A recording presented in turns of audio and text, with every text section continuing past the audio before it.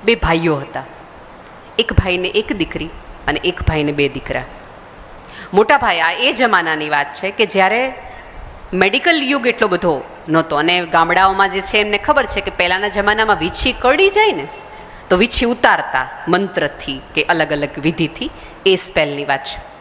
મોટો ભાઈ છે એ આવું વીછી ઉતારવાનું કામ કરે.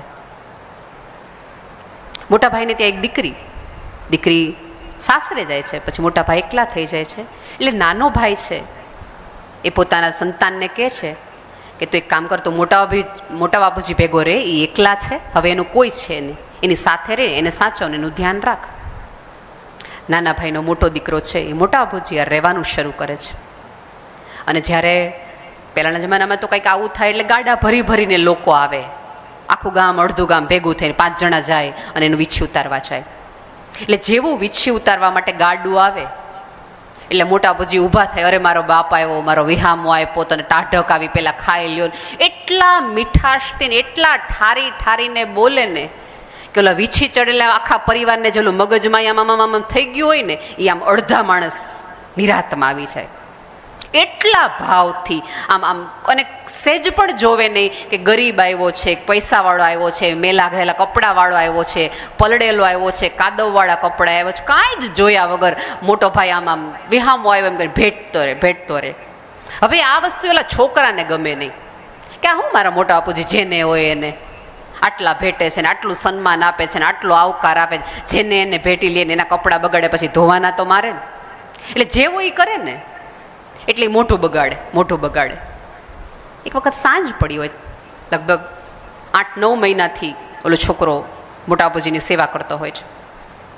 એટલે એક વખત મોટા બાપુજી બેઠા હોય ને ત્યારે ઓલો છોકરો એમ કહે છે, મોટા બાપુજી તમને એવું લાગતું હશે કે હું તમારી સંપત્તિ માટે કે તમારા ખેતર માટે કે તમારા ઘર માટે હું તમારી ભેગો રહ્યું છું, પણ મારે આમાંનું કાંઈ જોતું નથી, હું તો તમારી સેવા કરવા માટે આવ્યો. તો ઓલા મોટા બાપુજી કે ના મને ખબર છે બેટા કે તને મારા નાના ભાઈએ મારી એકલતા ઓછી કરવા માટે અહીંયા મારી સાથે મોકલ્યો છે, મને કદર છે તો અહીંયા મારી ભેગો રહે છે. આવું કદર છે એવું બોલે છે એટલે ઓલો છોકરો કહે છે કે મોટા બાપુજી ખરેખર તમને જો મારી કદર હોય ને તો મને તમે જેમ વીછી ઉતારવાનું મંત્ર છે ને એ મંત્ર તમે મને આપી દો, એ મને શીખવાડી દો, મને તમારો ચેલો બનાવી દો, મારા ગુરુ બની જાઓ. આટલું બોલે ને એટલે મોટા બાપુજી ધ્રુસકે રડવા માંડે, બહુ જ રોવે. એટલે ઓલો છોકરો એમ કહે છે કે મેં ન માગવાનું કશું માગ્યું, તમે મને ન આપી શકો એવું તમે મને કંઈક કરો છો. એટલે મોટા બાપુજી કે ના જરાય એવું તે ન માગવાનું, પણ હું તને કેમ આ મંત્ર આપું? હું તને કહું કે મારો કોઈ મંત્ર નથી.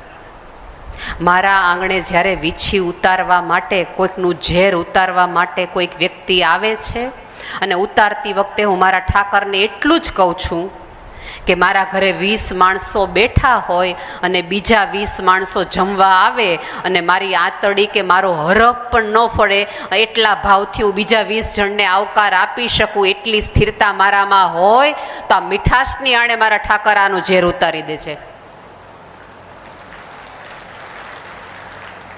એટલે એણે કીધું કે જીભના ઝેર કોક દી આપણા ઉતાર્યા હોય તો કોકના ખોળિયાના ઝેર ઉતારી શકીએ. તમને જોજો, તમને એવા ડૉક્ટર પાસે સૌથી વધુ જવું ગમશે કે જે મીઠાશથી આવકારથી તમને બોલાવતા હશે. તમે પોતાનું ઝેર ઉતાર્યું હોય ને તો લોકો તમને પૂછે, લોકો તમને પૂજતા તમને સન્માન આપતા આવે. તમે જો આપણા જ્ઞાતિમાં, આપણા કુટુંબમાં હજી અમુક એવા બા દાદા હોય, પ્રસંગ નક્કી થાય ને એટલે પહેલાં વહેલા એમ બોલાવે, એને બોલાવો ને, એને પૂછીને આપણે આ કરીએ. અને અમુક એવા હોય કે એ ઘરમાં નથી ને ત્યાં બધું વ્યવહાર પતાવી લે, નહીં તો બહુ ડખો કરશે. બે છે, આમાં બેમાંનું તમારે કયું પાત્ર બનવું છે, કયા પાત્રનો રોલ તમારે ભજવવો છે એ મારે ને તમારે નક્કી કરવાનો છે. બાકી તો ઓલો ઠાકર જે કરે એ જ ઠીક છે. એના ઉપર શ્રદ્ધા રાખો, થોડા આત્મવાન બનો, શ્રદ્ધાવાન બનો. મેં કીધું એમ કે મંદિરમાં જઈએ ત્યારે બધી ચિંતા એને આપી દેતા હોય તો બહાર પડેલા ચપ્પલની ચિંતા ન કરવી. કારણ કે ઓલો ભગવાનને એમ કે બહાર પડેલા ચપ્પલની ચિંતા મન હજી કર્યા રાખે જ મારી સામે છે તો બાકી મને શું ભરોસા? આ ભરોસા ઉપર જ જેના વાણ આવેલા ને એના જ તર્યા છે. આમ જુઓ તો આપણે બધા ગંગા કિનારે છીએ અને આમ જો તો કિનારે જ છીએ, એ સમજી જઈએ તો સાચી વાત છે. મને સૌજીભાઈ હંમેશા એવું લાગે કે પેલા યાત્રાઓ અઘરી હતી ને, ગંગા સુધી પહોંચવાની કે હરિદ્વાર સુધી પહોંચવાની, એટલે એનું માતમ બહુ હતું. હવે યાત્રાઓ સહેલી થઈ ગઈ ને એટલે ગંગાને પર્યટકો મળે છે પણ યાત્રાળુ નથી મળતા. આ પ્રવાસનું કોઈ ધ્યાન નથી. આ તો તમારા કરેલા પ્રવાસને વધુ પવિત્ર બનાવવા માટેનો એક ઉપક્રમ અને એની જગ્યા છે, એનું સ્થળ છે.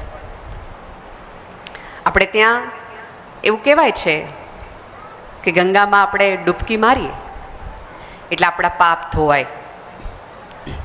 પણ એક વસ્તુ યાદ રાખજો કે પાપ છે ને એ તો મન અને વિચાર કરે છે, શરીર નહીં. અને ગંગામાં નાહવાથી તમારું શરીર ધોવાય છે, સાફ થાય છે. મનના મેલ માટે તો તમે ડૂબકી મારો, અને ડૂબકી મારો ત્યારે 2 સેકન્ડ માટે તમને અંધારું તમારી આંખ ઉપર આવે, તમારે શ્વાસ બંધ કરવા પડે, અને શ્વાસ બંધ કરો એટલે એક વિશિષ્ટ પ્રકારની તમને ગૂંગળામણ અનુભવાય.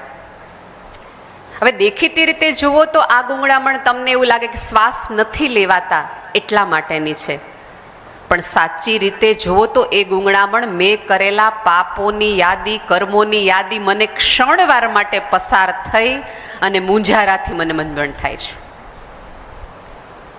ગંગા સ્નાનમાં એ ડૂબકી લીધા પછી તમારી આંખમાંથી એકાદ પણ પશ્ચાતાપનો આંસુ ન નીકળે તો તમે નાયા છો પણ તમે પાર નથી થયા.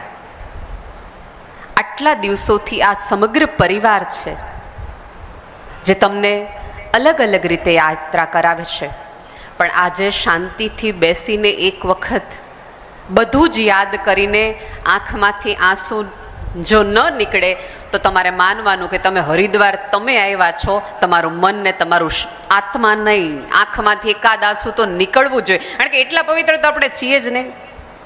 પણ આપણે ગોવિંદ કાકાએ કીધું ને કે હું ન કરું તો એણે કર્યું, હું ક્યાં ગુસ્સો કરું, એ તો મને ગુસ્સો દેવડાવે છે એટલે, બાકી હું તો માણા બહુ સારો છું.